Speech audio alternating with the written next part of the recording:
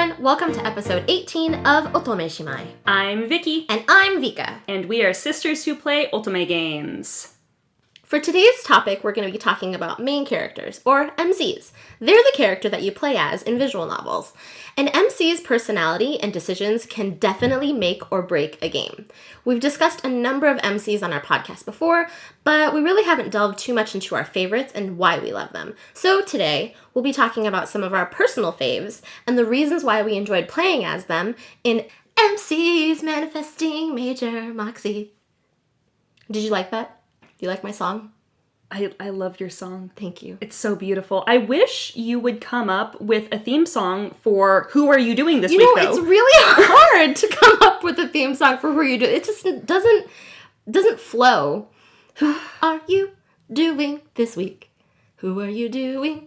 Who are you doing? Okay, Who are you doing but this I week? remember why you didn't like any of those, because you wanted it to be like I wanted it, bow yeah, chicka I did. bow wow. I did wanted it to be like a bow chicka wow wow. And I don't know how to sing bow chicka wow wow. All I know how to sing is upbeat and excited. Okay, well, either way, that's a segue into Who Are You Doing This Week? So, Vki, tell me, who are you doing this week? So, if anyone follows our Twitter account, you will know that I decided to play Bustafellows in its entirety over the course of 8 days. Yeah, you're really going there. Yeah, but the only reason why I could do that is because I had strep throat and I couldn't do anything aside from sleep and play Bustafellows. Yeah. How was it? So I'm really excited for you to play it. I'm really excited for us to be able to do at least one episode on Bustafellows, because I think it's very different in a lot of ways from a lot of the other Ultimate games that we've played. The art style is different, the gameplay is a little bit different, and the way that they handle a lot of the things that happen in the story is different. Bustafellows is very, very raw. Yeah, see, I didn't expect that at all from the beginning of, or at least reading the introduction to the game. Yeah, no, you would expect it to be a little bit more romanticized than I think it actually is, but we will talk about that after Vka plays it. Yes. My copy has not arrived. I am playing the localized version. Eventually, Vki played it in Japanese. So we'll get to talk about that on a future episode. Yes. Who are you doing this week? I started Tears of Themis. The game that I won't be playing. I know, I'm sorry. Well, so Tears of Themis, as many people already know and we're super excited for, is another MiHoYo game, same makers for Genshin Impact. And it's based off of an MC who is a lawyer, and she gets to meet people while solving cases. So I have a question. Yes. Who is Themis and why is she crying? Okay, well, I can tell you who Themis is, but to be honest, I have no idea why she's crying. So Themis is the Greek goddess of law and authority. She's like the council of the gods. So, thus, lawyers. Is she crying because the lawyers are bad at their jobs? Very unlikely, because it seems that the lawyers are quite adept at doing what they're doing, which is lawyering. Okay, just, needed to double check there. If I find out why she's crying, I will definitely let you know. Please, because, the reason why I'm not going to play this is because I can't handle another mobile game or another gacha game right now, so I will play vicariously through you. Yes. All right, let's get on to today's topic.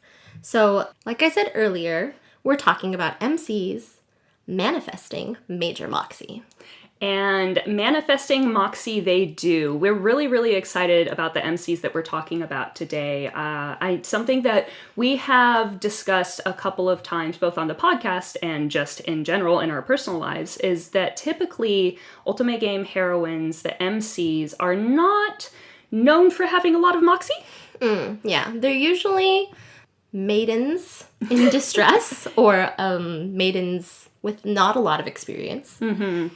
So we decided to go through and find the MCs that we really liked and tell you a little bit about them. So we'd really love to hear what you guys think at the end of all of this. Do you agree with us? Do you disagree with us? Let us know later.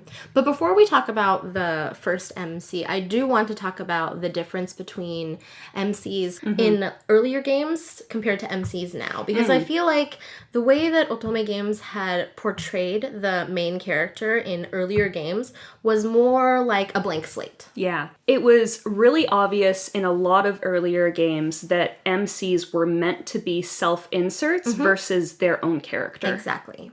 So if you're into that type of dynamic, which I think, I also agree. Like, I like that sometimes. But I think one of the reasons we've started liking MCs that have more personality traits or more distinctive features is because it lends itself to the world development and the stories in the new types of games that we're playing. Yeah, that's something that I've noticed as well as the plots of Ultimate games get more intricate and as the whole genre takes kind of more of a turn of the story-driven versus just the romance-driven, the MCs have gotten a lot more character development in general. So those are the characters we're going to be talking about today. And our first one... The first MC we're going to be talking about is the MC from Ikemen Sengoku, Mizusaki Mai. And she is just great. She's an adult. She is unashamed of her sexuality. She's hot for all the warlords. She has life skills. She knows how to adult. But we're not going to discuss her in depth because we just got off of 2 episodes dedicated to Ikemen Sengoku. Episodes 15 and 16 of the podcast were on Ike-sen. And in episode 15, we talked quite a lot about this MC. So if you want to hear us gush about this MC, please go check out episode 15 especially, and 16 for Ike-sen. The next MC we're going to talk about is actually the MC from Piofiore, Liliana Adornato. Lily is great. She's definitely from a more recent game that we've played. So I didn't actually play this game. You played it all the way through. You also played the sequel? I've played 1926, which, by the way, it was just announced that Piofiore 1926 is going to be localized. Whew. So that's really exciting. Yeah, real exciting. Real dark, too. I know a lot about Lily from Vicky's playthroughs of Piofiore and Piofiore 1926. So I definitely agree with a lot of these points here about Lily's personality. Yeah. The big thing is that she handles stress very well. Yeah, it's kind of shocking. Like, she's not, I don't know what to do. She literally assesses a situation and she thinks critically about what's going on. Yeah, critical thinking skills. Love the critical thinking skills. She's also very aware of her limitations. Something that we've seen in a couple of games is if a game wants to make a point like, oh, this MC is like a strong, independent woman, they have her just like go out and try to do everything by herself, like run onto a battlefield or go in guns blazing. And Lily doesn't do that. She gets put into dangerous situations and she figures out what she can and cannot do. And if she can't do something or needs help, she is unafraid of asking for that help. Yeah, no, that's great. And she gets put in dangerous situations a lot. Oh yeah, that's the plot of the game. Yes. I also like that she's super intelligent. She is. She really likes learning. She's constantly reading and just wants to know about the world around her. Even though the world that she grew up in was quite small, she never stops wanting to know more. Yeah. She's a reader too. Avid, right? Yeah, very avid reader. She spends a lot of time at the library, and in basically all of the routes, the one thing that you will see her doing is like looking for a book. Lily, a woman after my own heart. Yeah. Well, talking about another avid reader, the next MC we're going to talk about is Alice Liddell from Alice in the Country of Hearts. Alice is not like Lily. Lily's a very nice person. Lily's a very nice person. Alice is rude, selfish, and bitchy. Yeah. But we love her anyway. So one of the things that I really enjoyed when I first played Alice in the Country of Hearts, I was really surprised because she's definitely more on the selfish side. She's very much into self-preservation, and she doesn't take bullshit from anyone. Yeah, I read the manga for this. I didn't play through the game. You did. And another one of our friends also played through, so I got to see Alice's personality in both areas. And it's pretty much the same from the manga to the game. Like, she gets thrown into this situation, and she's like, what the heck is going on? And she is just trying to get through life with all of the nonsense that's happening. And it's really interesting because she really knows how to talk to people to get, like, what she wants. And particularly with men. Yeah. She knows how to talk to men. She knows how to handle it if a guy comes up and, like, tries to hit on her. She doesn't go like, oh no, what am I supposed to do? And she also understands if someone is hitting on her or someone is attracted to her. Yeah. She's also unafraid to shut them down when she's not into it. No, she shuts a lot of people down. But when she is into it, she's like, okay, let's let this happen. Yeah. Her reactions are really, really funny and really, really unique. So I'm really excited for the Ultimate version of the Alice games. Alice in the Country of Spades is coming out in a couple of months after, no games for years since Quinn Rose shut down. So I really hope that they kept Alice's personality because it's very, very different from all of the other Ultimate MCs. Yeah. I'm really curious what other people think about Alice. I personally really, really like her, but I can see why people wouldn't. I mean, she's, like you said, she's not a typical Ultimate MC. So anyone who's listening to this, if you have any opinions on Alice Liddell, let us know. I'm really curious to know what other people think about her because I love her. I think she's great.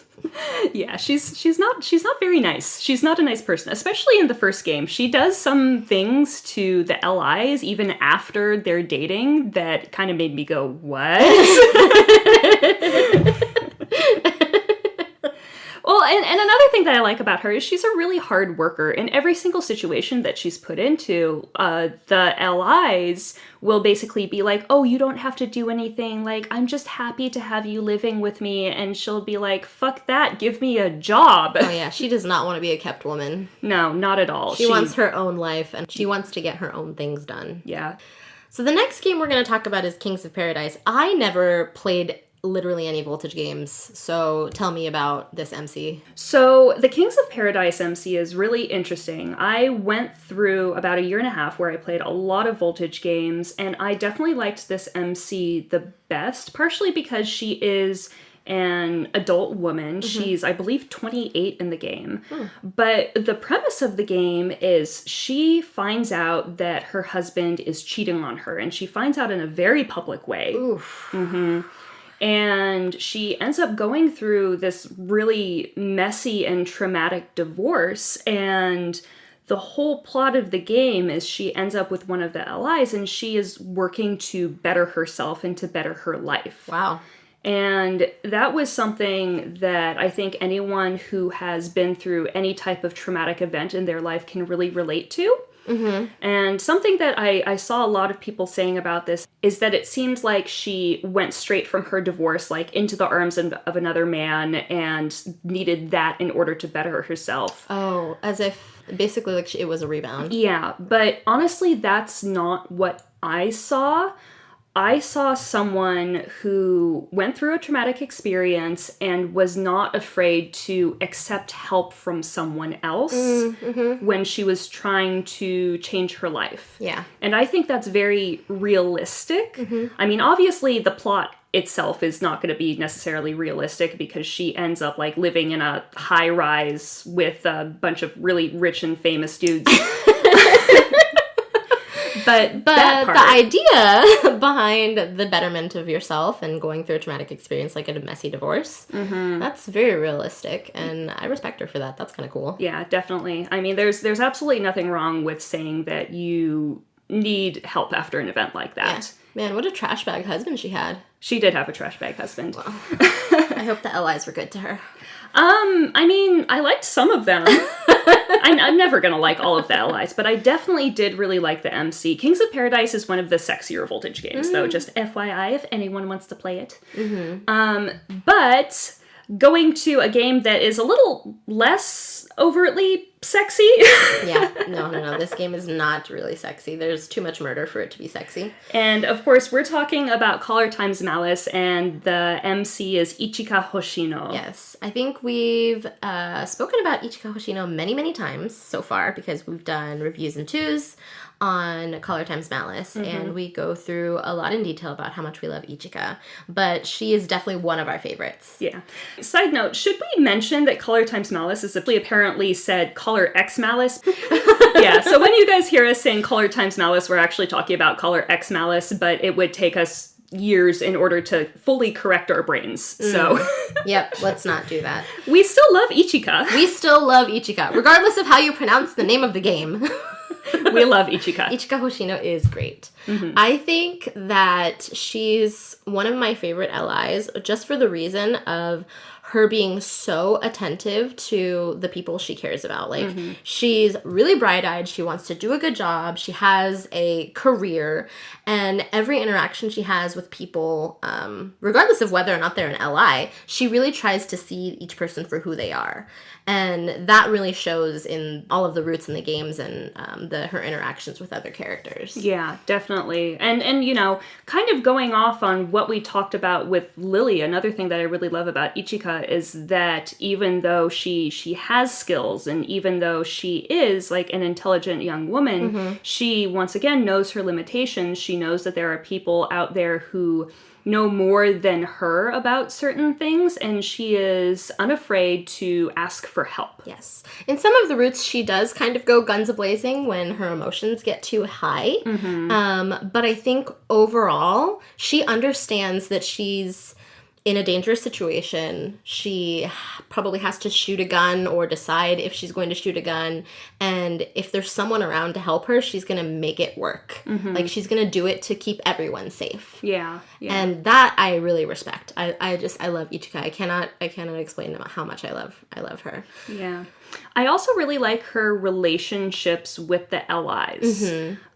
Because there's definitely an understanding there, and you know, there are compromises in the relationship. They know that they have to listen to each other, and if Ichika feels like her opinions and her emotions are not being respected, she is unafraid of sitting down and talking to them about it. Oh yeah, she stands up for herself all the time.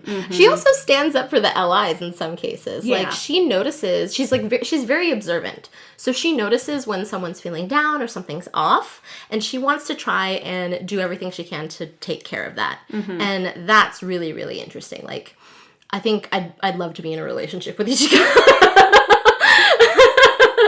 She's pretty great. Can we get an Ultimate game where we can just date Ichika Hoshino, I guess? Yeah, exactly. Yeah. Well, once again, going off of the, you know, hardworking young women, the next MC that we're going to talk about is Kotone Awaki from Cafe Enchante. And I was really surprised when I first played Cafe Enchante. Actually, I think anyone who played Cafe Enchante would be really surprised at Cafe Enchante because their previews are quite deceiving about what the game is actually about. Yeah, I did not expect any of that when you explained it to me. But it's really cool that she owns a cafe. Yeah. And I mean, she's 19 years old. Yeah. And something that I thought was really unique about her is that they gave her a backstory of after high school, she started working. So it's not like she's this young thing that doesn't really know how the world works. And it also wasn't like, so she inherited the cafe, and she basically had to rebuild it from the ground up. And that was something that I wasn't necessarily expecting. Whenever you get a situation like this in a visual novel or an otome game, what you usually see is somebody goes into the situation and everything is kind of already there for them. Yeah. And the process is actually really glossed over. With Kotone, it wasn't at all. They actually go through the full process of her needing to reopen the cafe and needing to learn how to run a cafe, needing to learn how to make coffee, in addition to her, like, figuring out how to deal with all the allies. Yeah. All the allies. Not to mention the cafe leads to a magic portal into different worlds. Yeah. That's not a spoiler, right? No, that's not a spoiler. That's the plot. Like, yeah, she's a great woman who has a backstory and, you know, you can totally relate to this situation. But also, she dates demons. Yeah, actually, I think only one of them is technically considered to be a demon. Okay. She dates supernatural beings. Yes, she dates supernatural beings. And she does a very good job of not freaking out too much about it.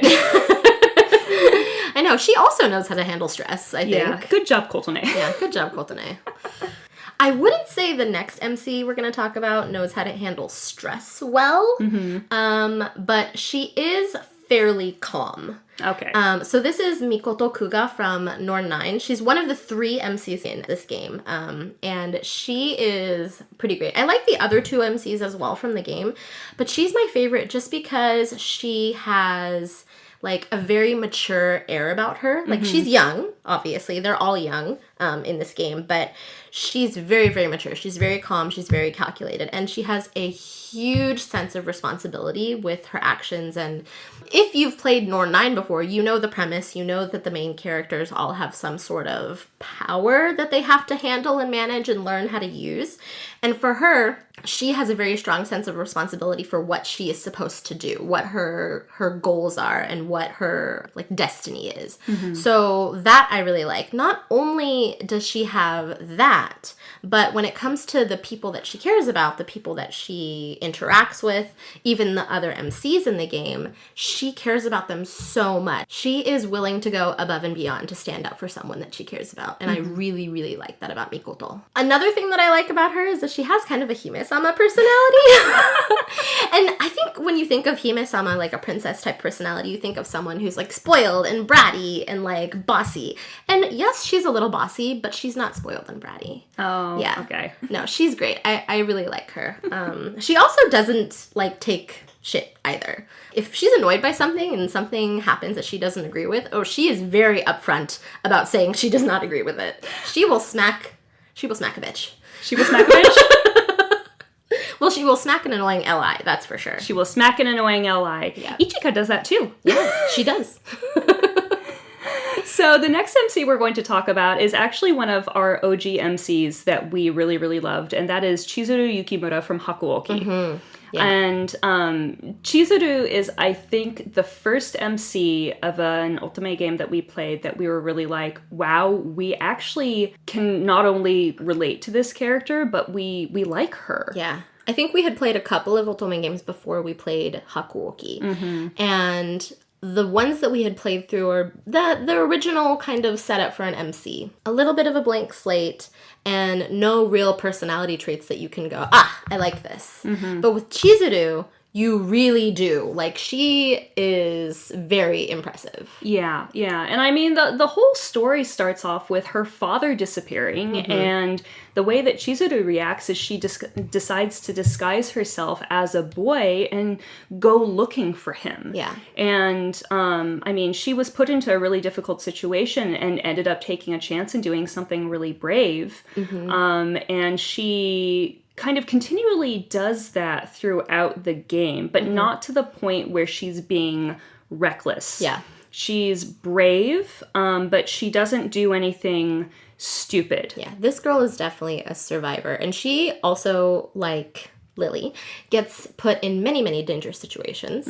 Swords and guns and wars and all the things. But she knows how to handle them pretty well, I think. Yeah. She gets a lot thrown at her throughout the course of this game.